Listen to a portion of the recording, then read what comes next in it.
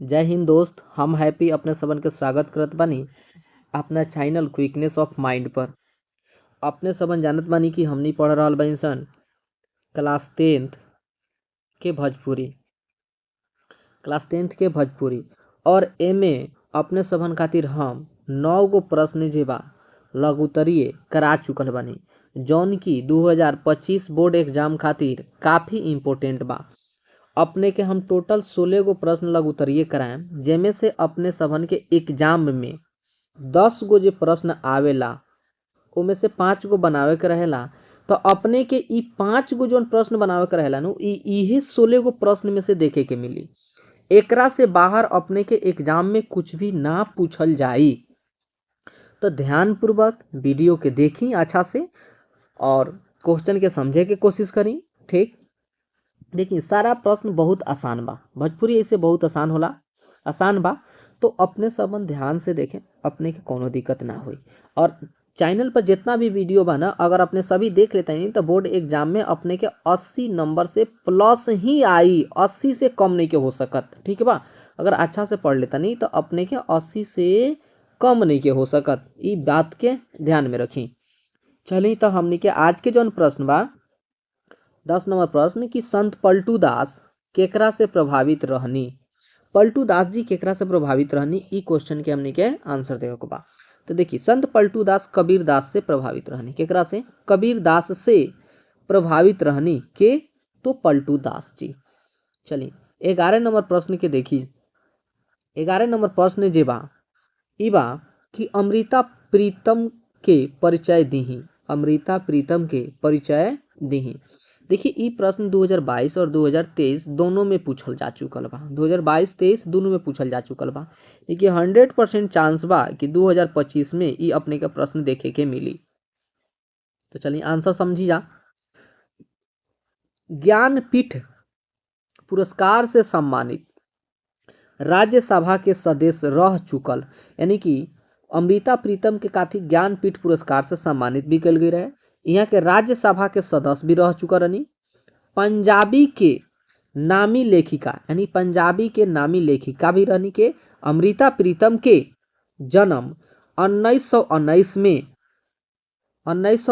में पाकिस्तान के गुजरावला में भइल रहे। ठीक, चलिए यहाँ के जन्म कब भई रहे? तो 1919 में यहाँ के जन्म भई रहे अमृता प्रीतम के पाकिस्तान में। आगे सुनी, आगे बा कि ऊ लगभग 70 किताब लिखले बाड़ी, यानी कि ऊ जो अमृता प्रीतम बाड़ी ऊ अभी तक लगभग 70 गो किताब लिख चुकल बाड़ी, जेकर लोकप्रियता भोजपुरी पाठकनों के बीच रहल बा। यानी जौन किताब वहाँ का बहुत ज़्यादा लोकप्रिय बा भोजपुरी में। ठीक बा, ऐसन कवित्री 31 अक्टूबर 2005 के एह दुनिया से विदा हो गईली। माने ऐसन कवित्री जे बा वहाँ के मृत्यु कब हो गई? 31 अक्टूबर 2005 में वहाँ के मृत्यु हो गई, दुनिया से विदा ले लेनी। तो ई रख अमृता प्रीतम के परिचय। प्रश्न बहुत इंपॉर्टेंट बा, तो ध्यान दे।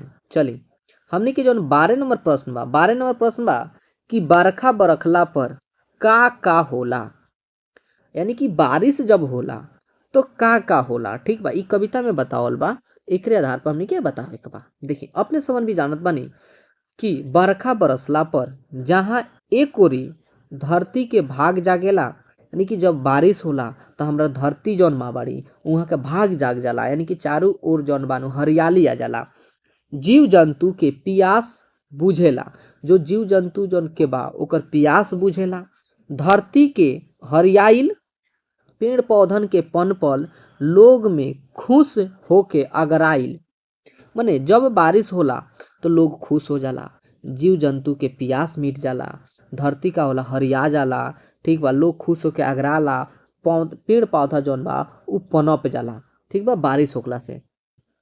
अब देखिए ओही जे, यानी कि एक ओरी तो ई सब होला, लेकिन दूसरा तरफ एकर देखी कि रोज काम क के 2 जून के रोटी के जुगाड़ करके भूख मिटावे वाला लोग का बरसात के कारण काम ना मिल पावे। माने एक तरफ जब बारिश होला, एक तरफ जब बारिश होला तो धरती का होला, हरियाला, पेड़ पौधा का हो जाला, पनप जाला, लोग खुश हो जाला। ठीक, लेकिन एक तरफ देखी तो जब बारिश होला तो जौन लोग रोज काम करेला, यानी कि प्रतिदिन काम करके 2 जून के रोटी आपन खाला, उ व्यक्ति के का होला कि बरसात के कारण काम ना मिल पावेला, यानी कि उ काम ना कर पावेला बारिश के कारण। ठीक बा, एही सने लोग बरसात से घबराला।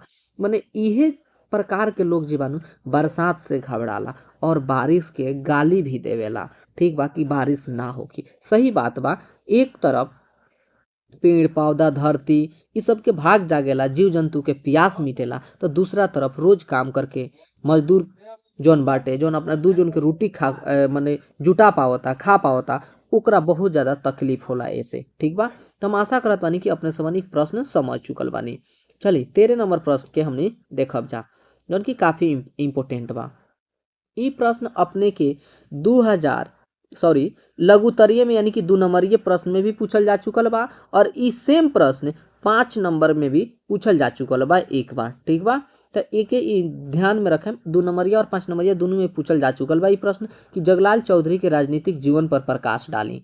प्रश्न बा हमनी के कि जगलाल चौधरी के राजनीतिक जीवन पर प्रकाश डाली, यानी कि जगलाल चौधरी जी रहनी, वहाँ के राजनीतिक जीवन जौन बा ओकरा ऊपर हमनी के बात करे के बा, ओकरा ऊपर बतावे के बा।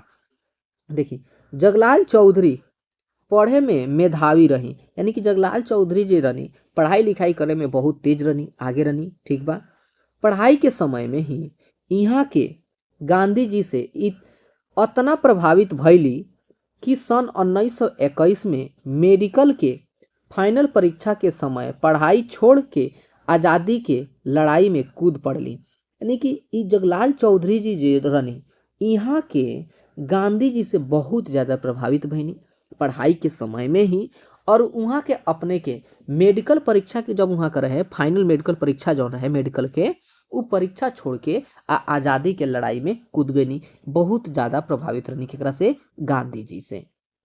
ठीक बा, चली आगे देखम जा हमनी एमे आगे बा हमनी के कि आज़ादी के लड़ाई में कूद पड़ली। देखिए, स्वदेशी आंदोलन में जी जान से जुट गईले, यानी कि जौन भी आंदोलन रहे स्वदेशी आंदोलन जो रहे उमें जी जान से ही जुट गईले के, तो जगलाल चौधरी जी बाद में पूर्णिया के टीकापट्टी आश्रम में रहे लगली, यानी कि बाद में कहा पूर्णिया के टीकापट्टी आश्रम में यहाँ के रहे लगनी। यही जा से यहाँ के राजनीतिक जीवन के शुरुआत भइल, कहाँ से, तो पूर्णिया के टीकापट्टी आश्रम से। ठीक बा, ई देखी ई ऑब्जेक्टिव में भी प्रश्न पूछल जा चुकल बा कि जगलाल चौधरी जी के जौन राजनीतिक जीवन बा ई कहाँ से शुरुआत भइल बा, तो कहाँ से शुरुआत भइल बा, पूर्णिया से भइल बा, और पूर्णिया में भी कहाँ, तो टीकापट्टी आश्रम से भइल बा। ई बात ध्यान में रखें। ठीक बा, चली आगे के हमने प्रश्न आगे देखी जा कि सन 1937 में कांग्रेस के टिकट पर चुनाव लड़ली आ सरकार में मंत्री बनली, यानी कि 1937 ईस्वी में यहाँ के कांग्रेस से टिकट मिलल और यहाँ के चुनाव लड़नी और चुनाव में जीत भी गईनी और सरकार में मंत्री भी यहाँ के बनेली। अपना अपार लोकप्रियता के कारण 5 बेर विधानसभा के सदस्य चुनैनी। ई अभी तक जगलाल चौधरी जी कई बार, तो 5 बार विधानसभा के सदस्य चुनल जा चुकल बानी। ठीक बा, इहो ऑब्जेक्टिव में प्रश्न पूछल जा चुकल बा कि जगलाल चौधरी जी कई बार विधानसभा के सदस्य चुनाइल बानी, तो 5 बार। इम्पोर्टेंट बा ई प्रश्न, अपने समझ ध्यान में रखें। चली 14 नंबर जौन प्रश्न बा ई प्रश्न पर ध्यान दें। नेह के पाती के मूल भाव बताई, नेह के पाती के मूल भाव बताई। देखिए, नेह के पाती के रचनाकार गोरख पांडे हैं, के ह गोरख पांडे, नेह के पाती के रचनाकार। यहाँ दिहल गीत में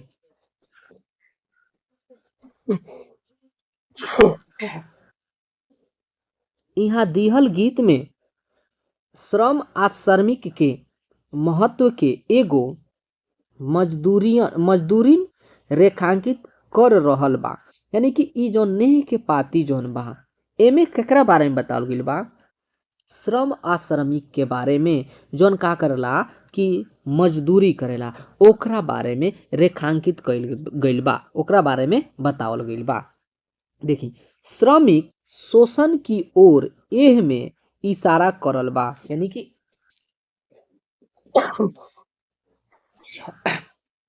एमे श्रमिक शोषण के ओर इशारा कइल गइल बा, यानी कि मजदूर के तरह से शोषण होता ओकरा बारे में बतावल गइल बा।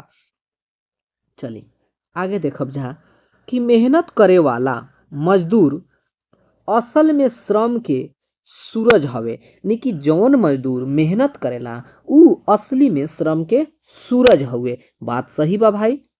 देखी जेकरा पर धरती के हरियाली निर्भर बा, एकदम 100% बात सही बा। देखी जौन भी मजदूर मजदूरी करेला श्रम करेला ऊ का ह श्रम के सूरज ह, जेकरा पर ही धरती के हरियाली निर्भर करेला। अगर मजदूर नइखे मजदूरी करत, मजदूर ना रहे तो अपने समन देख सकत बानी कि का नइखे हो सकत। ठीक बा, सारा कुछ तहस नहस हो जाई। ठीक बा, तो एमे नेह के पाती में केकरा बारे में बतावल गइल बा, तो मजदूर के बारे में बतावल गइल बा, यानी कि मजदूर सन के जौन शोषण होता ओकरा बारे में इशारा कइल गइल बा। ठीक बा, हम आशा करतनी कि अपने समझ के क्वेश्चन समझ में आइल होई। चली आगे देखी कि एह जग के प्राण ह, माने क्या ह, मजदूरन का ह कि जग के प्राण ह। जिंदगी के पहिया ओकरे मेहनत से डगड़त रहेला, यानी जिंदगी के जौन पहिया बा उ केकरा मेहनत से डगड़त रहेला, तो श्रमिक के मेहनत से ही डगड़त रहेला। ओकरे श्रम से नया नया काम होला, नी ओकरे मेहनत से नया नया काम होला।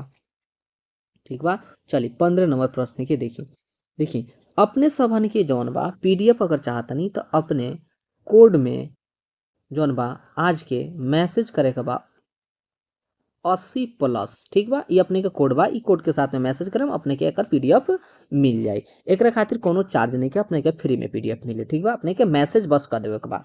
चली जौन प्रश्न बा एकरा के हमनी देखब जा। प्रश्न बा कि भोजपुरी फिल्म के बारे में अपना विचार दी। जौन भोजपुरी फिल्म बा एकरा बारे में अपन विचार दी, एकरा बारे में अपने के कुछ बतावे के बा। देखी सिनेमा एगो सशक्त कला माध्यम ह। सिनेमा का ह, तो एगो सशक्त कला माध्यम ह, जौना से का अपना कला के बारे में देखावल जाला।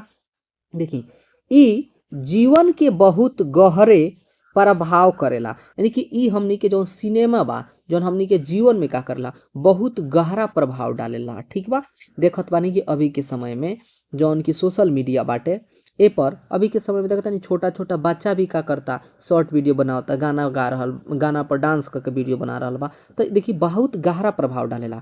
हमनी के ना सोशल मीडिया से बहुत ज़्यादा दूर रहे के चाहिए। अभी खास करके जितना भी छोटा भाई बहन बा उ सबके तो दूर रखे के चाहिए। तो अपने सबन भी अपने के घर में भी छोटा भाई बहन बा ओकरा के तनी मोबाइल से दूर रखी। देखी एने भोजपुरी में खूब सिनेमा बन रहल बा, यानी अभी की स्थिति में भोजपुरी में बहुत ज़्यादा सिनेमा बन रहल बा। ठीक, अब आगे देखब जा हमनी कि भोजपुरी सिनेमा दिल्ली, कोलकाता, मुंबई, पंजाब जैसन गैर भोजपुरी भाषी क्षेत्रों में खूब लोकप्रिय होता, यानी कि जहाँ पे भोजपुरी के बोल चाल नहीं खे ज़्यादा वहाँ पर भी ई भोजपुरी जो बा अभी की स्थिति में काफ़ी लोकप्रिय होता। ये जगहन पर भोजपुरिया लोग बड़हन संख्या में रहेला, माने ई मुंबई पंजाब जैसन जगह में लोग अभी की स्थिति में का बा बहुत ज़्यादा संख्या में रह रहल बा भोजपुरिया लोग। देखिए भोजपुरी में फिल्म बनावे के एगो लमहर आ समृद्ध परंपरा बा। भोजपुरी में फिल्म बहुत पहले से बनता, बहुत लमहर बा एकर कहानी, एगो लमहर आ समृद्ध परंपरा बा, बहुत पहले से बनत आ रहल बा भोजपुरी में फिल्म। ठीक बा, तो आशा करत बानी कि अपने के प्रश्न समझ में आयल होई। चलिए इस 16 नंबर जौन प्रश्न बा काफी इंपोर्टेंट बा, बहुत ज्यादा महत्वपूर्ण बा ये प्रश्न कि मतन के कहानी का शिक्षा मिलत बा, यानी कि मतन के कहानी से हमनी के का शिक्षा मिलत बा। ई प्रश्न बहुत बार पूछल जा चुकल बा। देखिए मतन के कहानी के मूल कथा सामाजिक विषमता आ शोषक शोषित के कार्य व्यवहार आ सामान्य जनक के उत्पीड़न के बा, यानी कि मतन के कहानी में जौन बाटे ई बतावल गइल बा कि समाज में विषमता आ शोषक शोषित के कार्य व्यवहार के बारे में बतावल गइल बा कि कैसे समाज में एगो गरीब परिवार के शोषण कइल जाला, शोषित होला, उत्पीड़न होला, ओकरा बारे में ई मतन के कहानी में बतावल गइल बा। एह में एगो कमजोर वर्ग के गरीब आदमी मतन के कथ्य बा जौन आपन पेट काट के जौन आपन पेट का करेला काट के पैसा जमींदार चाको खिहा जमा करत बा, यानी कि एमे जौन मतन बा उ गरीब बा और आपन पेट काट के यानी बहुत मेहनत से पैसा जमा करता केकरा के पास में, तो जमींदार चाको के पास में जमा करत बा आ अपना बेटी के बियाह के जब उ पैसा मांगत बा, यानी कि जब ओकर बेटी के बियाह पड़त बा तो जमींदार चाको से उ अपन पैसा मांगत बा, तब जमींदार इनकार कर जात बा, तब उ जमींदार का करता पैसा से इनकार कर जात बा, यानी कि पैसा देवे के नहीं के चाहत। तो ई मतन के कहानी में एगो गरीब परिवार के शोषण के बारे में बतावल गइल बा, उत्पीड़न के बारे में बतावल गइल बा आ मतन के हत्या कर देत बा और अब पैसा भी नहीं के देत और मतन के हत्या भी करा देत बा। देखी आगे देखें, इस कहानी में केरल के ग्रामीण जीवन के वैसव्य उभर के सामने आइल बा, माने जौन कहानी बा ई कहाँ के बा, केरल के बारे में ई बतावल गइल बा, केरल के जौन ग्रामीण जीवन बा उहाँ के बारे में बतावल गइल बा। जे भोजपुरी भाषी इलाकनों के साँच बा, यानी कि जौन भोजपुरी भाषा भाषी के जौन इलाका बा, भोजपुरी जौन भाषा बा उहाँ के इस सच्चे घटना बा, सच्चे बारे में बता रहल बा। देखिए केरल के का अभी की स्थिति में तो हर जगह इहे हो रहल बा, एगो जौन गरीब परिवार होला ओकरा के धनी परिवार के द्वारा शोषण कइल जा रहल बा अभी की स्थिति में। देखिए उत्पीड़न ओकरा के देवल जा रहल बा, तो ओकरे बारे में ये बतावल गइल बा। देखिए एह में एहिजा के शोषण